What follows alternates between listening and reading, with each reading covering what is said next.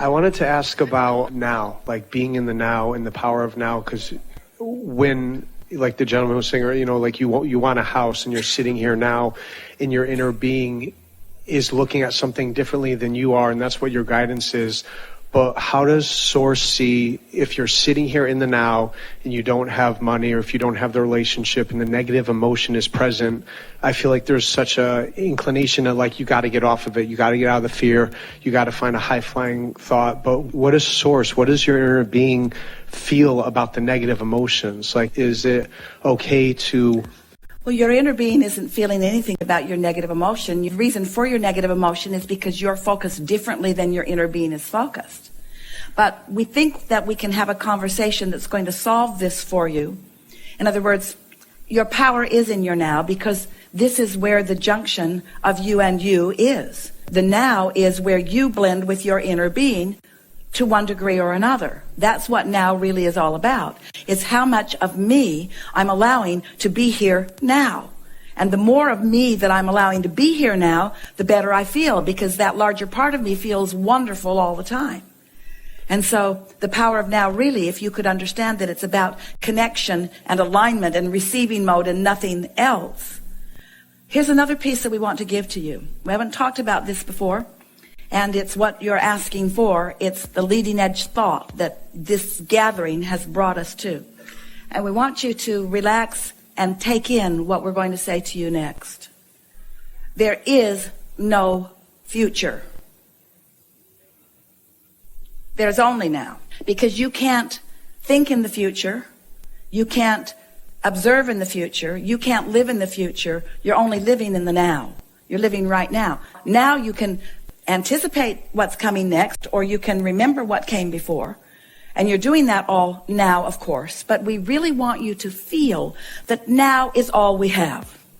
Any of us. If you can focus with us and really feel what we're saying to you, it will make you stop worrying about getting old, because everyone's in the same place now. It will help you to no longer yearn for younger, skinnier times.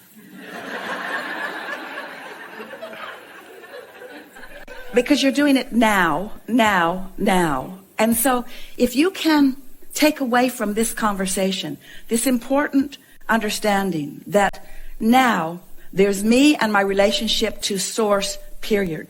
There's me and me allowing myself to be in the receptive mode, which is, that sweet spot that I want to be in, because then I am allowing the absolute continuum of my life experience just the way I intended it. My broader viewpoint and my human viewpoint have converged magnificently, and now we are romping forward in this moment together. Sort of following it? Now. So, our earlier conversation about that feeling of freedom, the freedom to be in complete connection with who I am. So what is compassion?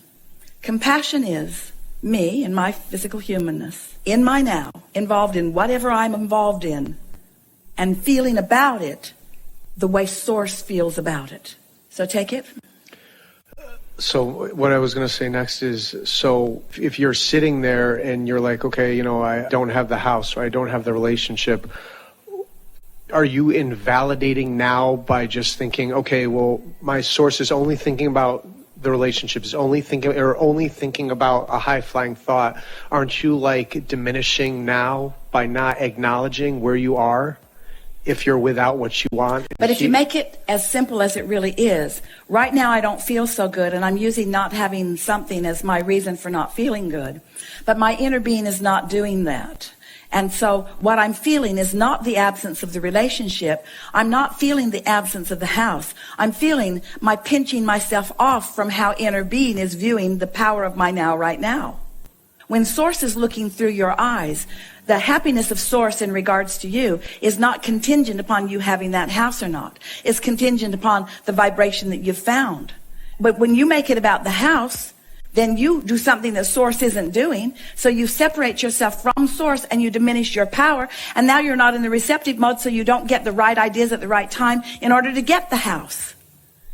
Most humans are doing it in a sort of backwards way. Give me a better condition and I'll have a good feeling response to it. And Source is just always feeling good, which means conditions are always improving.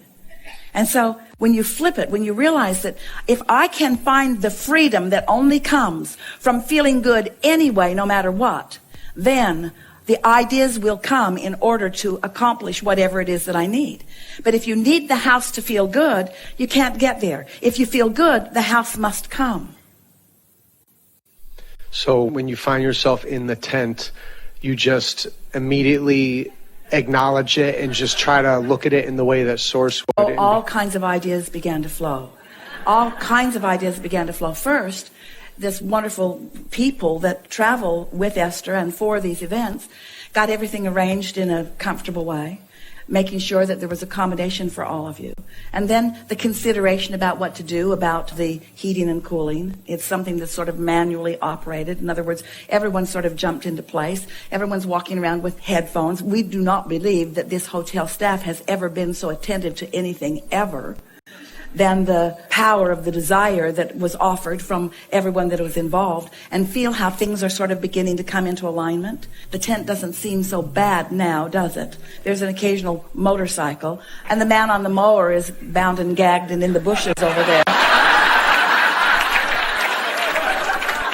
It's hard to catch.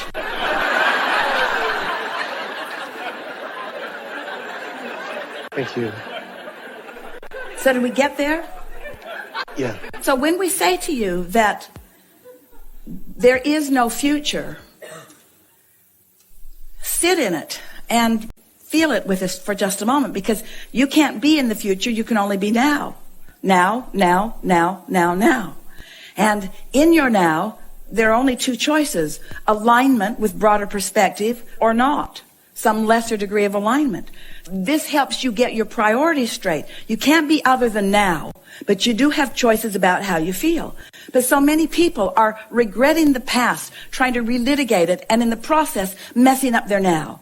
Or they're worrying about the future, and in the process messing up their now. Where if you were simply and singularly just wanting to feel connection with your inner being in the now you're consistently in the receiving mode. And now is so delicious as it yields and yields and yields and yields and yields to you things that most of the world calls magic, that you come to accept. That's just the way my life goes. This is just how things work out for me. Everything is always working out for me. No matter what my perspective of it is, things are always working out for me, because that is the way that it is. You can't get it wrong, and you never get it done. And it's all happening now, now, now, now, now. So when you accept it as your responsibility or your choice or your gift or your lovely option of choosing freedom or bondage, choosing to feel good or bad, choosing to feel a little better or choosing to feel a little worse, as you strive for the way the source within you is looking at something. Esther said to herself this morning, and she's been saying it over the last few days, it's not possible for bad things to be happening to me. It's not possible for anything other than well-being to be happening to me. So no matter what's happening, it's well-being, whether I can see that it's well-being or not. And that's the thing. That makes some of you say, oh, well, Abraham's just trying to get us to be delusional. They're trying to get us to ignore what's really going on and pretend that it is a way that it isn't. We're not asking you to pretend that a way that it isn't. We're asking you to try to see the way that it really is.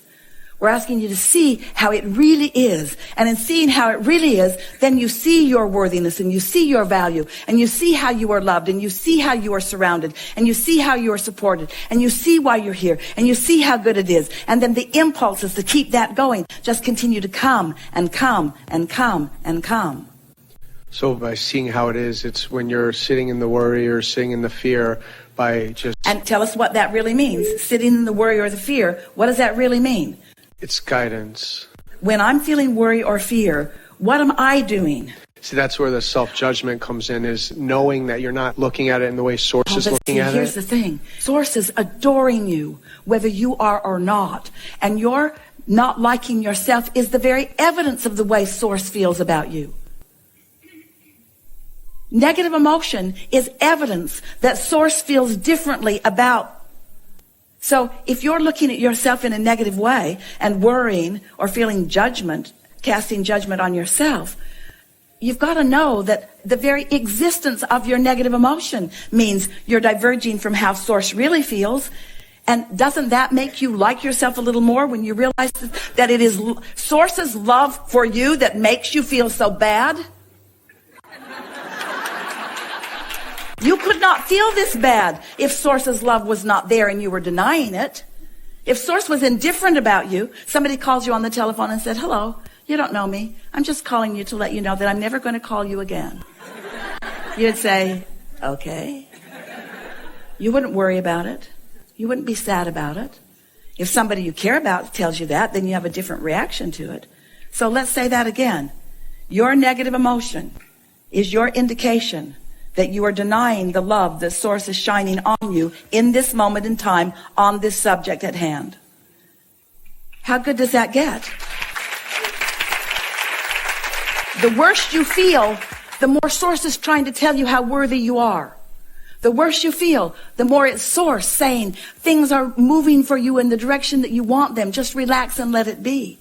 But when you hold to that lie or to that flawed premise and deny yourself connection with Source, those feelings can be very strong, can't they?